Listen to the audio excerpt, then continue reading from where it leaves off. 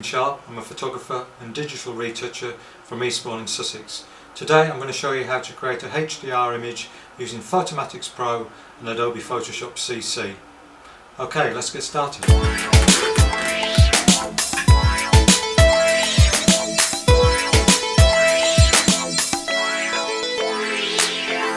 Okay, I've got Bridge open at the moment just so I can have a look at some images that I'm going to convert using Photomatix Pro to a HDR image.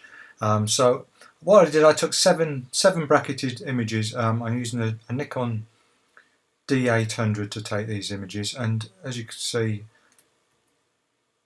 looking at Bridge here, going through the images just to check out and make sure I've got the ones that I want. And the reason I'm choosing these images today is because we've got some people here that were walking down, so they were sort of moving in each frame. I'm going to show you the ghosting section in Photomatix Pro, how you can sort of get them to be sharp and nice and still. Looking through these images here, they're not quite in order for some reason, but that was the original image shot. That was one stop below, two stops below, three stops below, and then we got the original again, one stop above, two stops above, and then three stops above. Now three stops above, when I'm looking at this on a bigger screen, I can see there's so much blown out and it's a bit fuzzy because it was all handheld. So I'm not going to actually use this frame because I think it's going to ruin the end result with the HDR, because there's a little bit of blur in there that it could creep into the HDR and not make it as sharp as I want. So all I'm going to do now is remove that one from Bridge. And these are the 6 images I'm going to use. I'm taking a note, it's Devon 130 and there's 6 images. So what I'm going to do, I'm going to go across to Photomatix Pro and open that up. I've already got Photomatix Pro open, so I'm going to go for low bracketed photos and browse. And these are the images I want, 130 to 131. So what I tend to do is drag the bulk of the images and then holding the shift key, just add the extra one. So I've got 6 open there, so I'm going to click on load. This is a save bracketed photos. You can see they're all listed there, all the images, and I'm just going to click OK on that. Now what I'm going to do in this processing options, I'm going to align the source images, and I'm going to do that by matching features. So it's going to pick up on the ground and the side of the buildings and stuff to get all of the images to sort of be dead in line. The next thing, I'm going to click on Remove Ghost, and I'm going to use with Selective Deghosting Tool, which is a recommended one rather than the automatically. I'm going to actually select the areas that I want to do. Reduce noise, I don't do that. I'll reduce noise in Photoshop if I think that I need to. I click on the Reduce Chromatic Aberrations. That just gets rid of any sort of colouring if there's any real high contrast between the light and dark. White balances is short, and we're going to colour primaries based on Adobe RGB. So I'm going to process that. And these are converting now the DNG images. DNG images are basically when my camera raw images come in, I convert them to DNG, which makes the files slightly smaller, but it still retains all the information that I need. And lots of programs will recommend them. Whereas the NEF files basically with Nikon. So if you actually try and take it into a Canon processing, it won't allow you to do that. So all I'm going to do now, here we've got the image, this is wanting me to now deghost. So what I'm going to do, I'm just going to zoom in to the area that I'm looking for, which is the people in the middle. It's a little bit dark, so I can just brighten that up a bit so I can actually see what I'm looking for. There we are. Now I've got 3 people here and 1 person there. Now I don't remember if he steps down, he's perfectly still, but I don't want him to be any blurred within the image. So all we do basically is draw around that, and then right click in the middle and mark a selection as ghosted. And then we're going to go for these images there, keeping as close as I can, and the person in the background. And again, click in the middle and select that as ghosted. Okay, so I'm quite happy with that. There's nothing else, so I'm going to click OK on that. It's going to extract the ghosting information as it says there. Now it's starting to merge to HDR. And here we are. And I'm going to go across to Fit to Screen.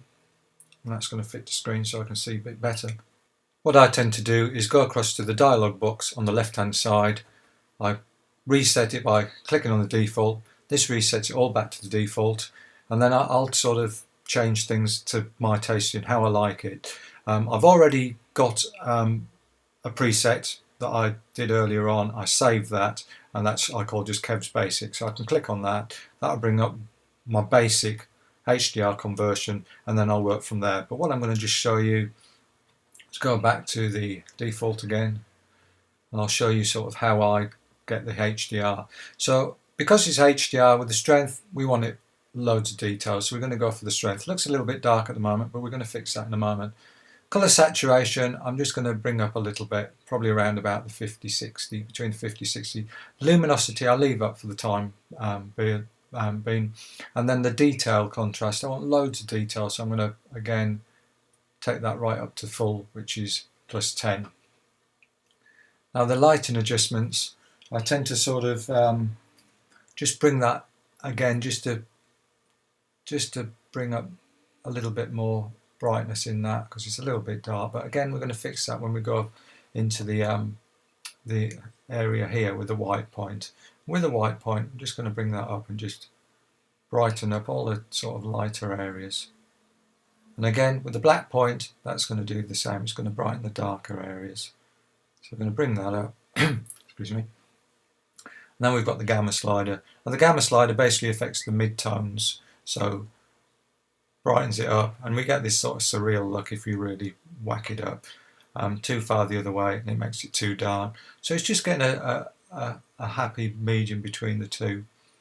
In this instance, I'm looking around about where it was pretty much, so I'm quite happy with that. Temperature, you can change the temperature of it if you wish. Warm it up, cool it down.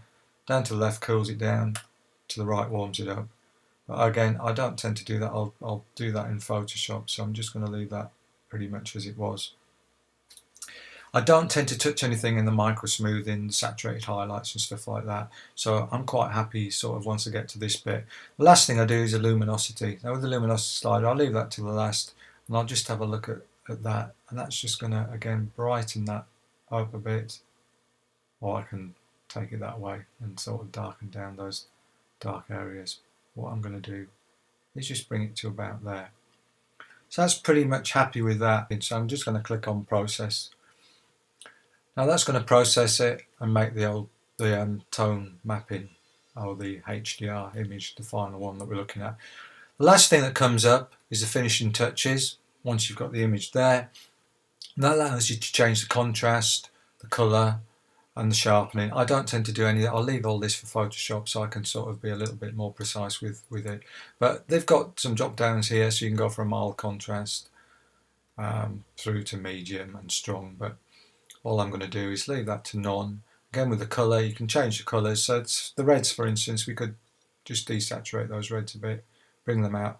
But I'm going to again do that in Photoshop, so I've got a little bit more control with what I'm looking for, and again with the sharpening. So I'm going to say done to that, and that's the image I'm doing. So go to File, Save As. Okay, what I'm going to save it now is a TIFF, a 16-bit TIFF. You can save it as a JPEG or an 8-bit, but a 16-bit TIFF is going to be the biggest file possible. So I've got lots of information there that I can sort of do some work with in Photoshop. I'm going to open it here. Again, the drop down, you can choose whatever you wish to open it in. You can open it in Lightroom 5 or whatever programs you have. I'm going for Adobe Photoshop CC, and it's going to save it as Devon. It's 130 through to 136 as a tone mapped image. I'm going to go and save that. Once I've saved that, it automatically opens it up for me into Photoshop. So first thing I'm going to do with this, I've got some white down here where it's joined the images, merged them all together. So I'm just going to hit C for the crop tool. I'm leaving it set at ratio, and then that's 12:8, which was down here. So I'm going to go up to ratio and then just make sure that's clear. And we're just going to drag that out to where I want it. Just bring that down a bit. That's it, and then I'll just hit the return, and that's cropped that. And there's a little bit down this side again here, so I'm just going to bring that in. Actually, it's a bit blown out as well around that side, so I'm just going to bring that in just to the edge of the pipe there. That looks better. Okay, so that's the start. This is how it's come from Photomatics Pro. Now I'm going to just do a little bit of work into Photoshop. Okay, the first thing I'm going to do is I'm going to add a curves adjustment layer. Now, for those of you who've seen some of my videos before, you realise that I'm working on two screens. So I'm going to bring over my adjustments and I'm going to hit the curves and then bring over the curves dialog box so you can see. And all I'm going to do is just put a little bit of contrast, just brighten it up a little bit, not too much. And then put a little bit of darkness around the edges. So I'm going to drag that back to my other screen. And I'm just going to toggle on and off with this now just to see how that curves. Yeah, it's just brightened up a little bit. I'm quite happy with that. So Command D, that's going to flatten that. Well, the next thing I'm going to do is Command J to duplicate the layer. And I'm going to go to Filter, Other, High Pass. Now I use the high pass, this is for sharpening, and take that right back down to 0.1, which is right down the bottom left, and I'm just going to slowly drag up to the right. And what I want to do is get the details coming back in this cobbled streets here and the brickwork. I don't really want any details in the flat sky obviously, but I'm just going to go for, just bring it up where I think, go too far then everything sort of is picking up on absolutely everything. So all we want to do is just get those edge details. So I'm thinking around about 2/8's good. So I'm going to click OK on that. What we're going to do now is change the blending mode from normal to hard light. And that's really sharpened up that image now. So you've got lots of nice details in the cobblestones and everything. I'm quite happy with that, so I'm going to flatten that layer. So I'm going to go Command D and flatten that. Next thing I'm going to do, again with the adjustments, I'm going to take a black and white adjustment layer. And again in the blending modes, I'm going to go from normal to soft light. Okay, I quite like what it's done there. It's darkening up a little bit too much in the middle here. So what I'm going to do is in the black and white layer mask, I'm bringing the dialog box across so you can see again in the layers. In fact, let's instead of messing around, let's just bring the layers across so you can see what's occurring. So I've got my layers box here. So under the black and white one, I've got it in soft light. In the layers mask, I'm just going to click invert, and that's just fill that with black, put that back to how it was. So then it's nice and bright in the middle, it's just what I want. So what I'm going to do now is go B for brush, taking a white brush, and I'm just going to paint in those darker areas. And on the cobblestones, I quite like that, the effect it gave on those cobblestones. So I'm just going to bring those in and on the steps there.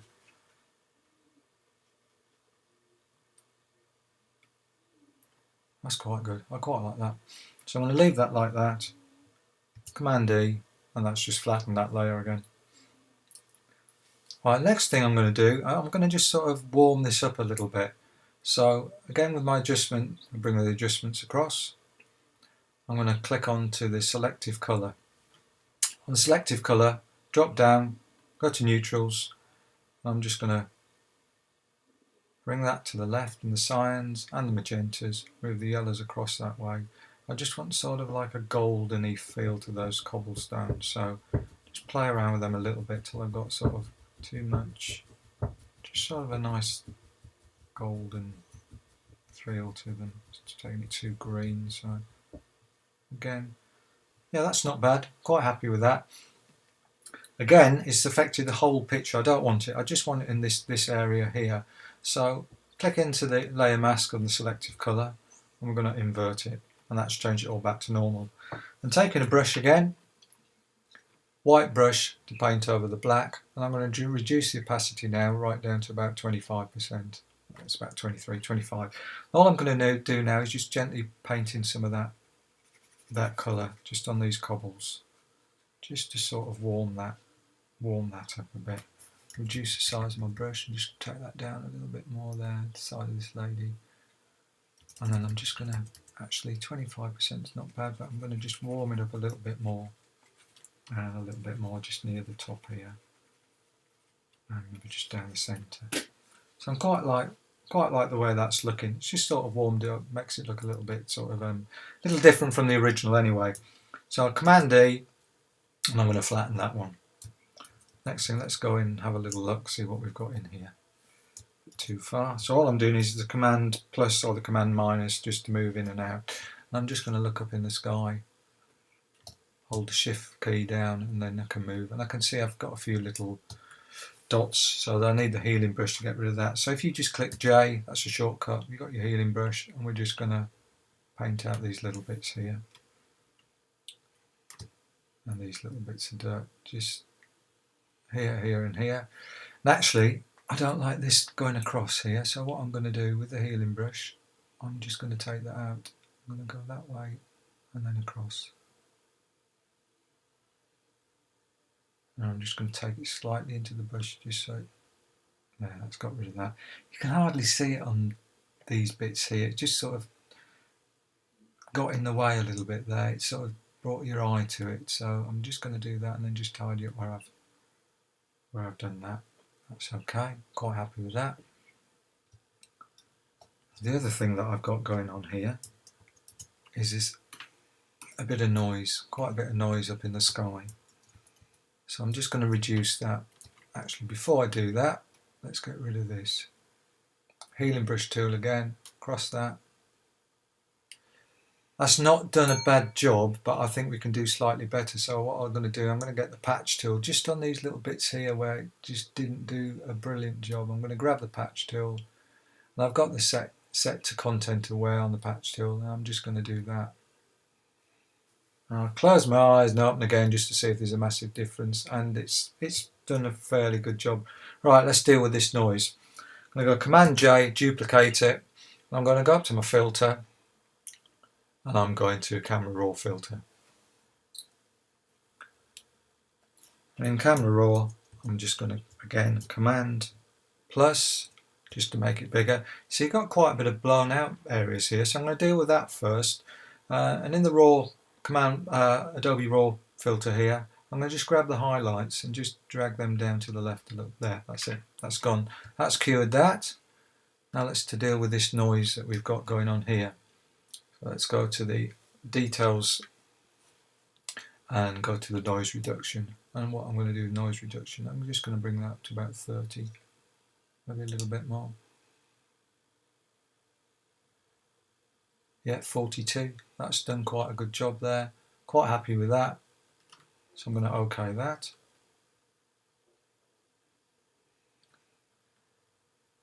And that's taken a lot of noise out. Unfortunately, I've made these areas here a little bit soft because it's taken the noise out and it's softened these areas here. So if I go to the layers by clicking on and off, it's just this area here I want to deal with. So what I'm going to do is I'm going to hold down the Alt key, click on the layer mask and put a black layer into there, and all that's done is concealed all this, so it's all gone back to normal. I'm taking a brush again, I'm going to go up to 100% this time, and what I'm going to do is I'm going to paint in the noise reduction. We're doing that 100%, we're painting white, and that's just going to paint that in now. We can go up to that a little bit. Left bracket key just to reduce it down, just to make sure we get nice and tight to these. And that's going to paint those bits in.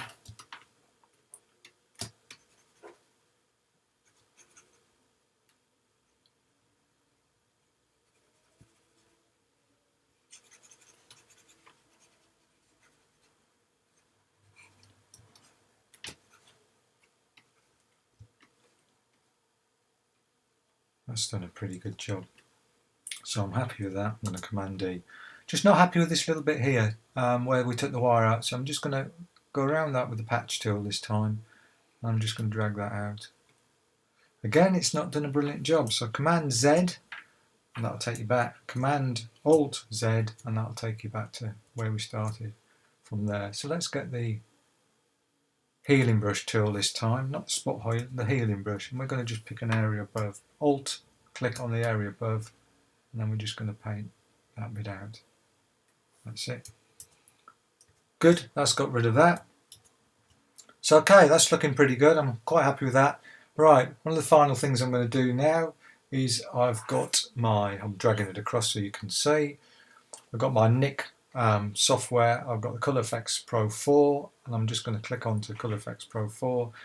And all I'm just going to do some a little bit of adjusting on here, and I'm going to go to the tonal contrast, one of my favourite effects that I like to put on things. So tonal contrast, that's the default. Over here we've got the little 4 boxes, and this just opens up so we can change the amount. That's the default. We've got a strong tonal contrast, a high pass effect, and a softening effect. Default is the one I'm going to go for. Click on default and then OK.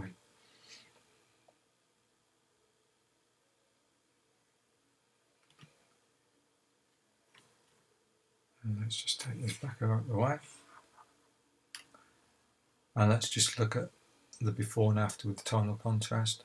So it's brought out real nice details up here in the sky here, so let's just get rid of that. So I'm really pleased with that. Again, toggle on, toggle off. That's good. So Command E again, flatten that. The only thing is a little bit bothers me is this bit here. It's a little bit dark where these people are here.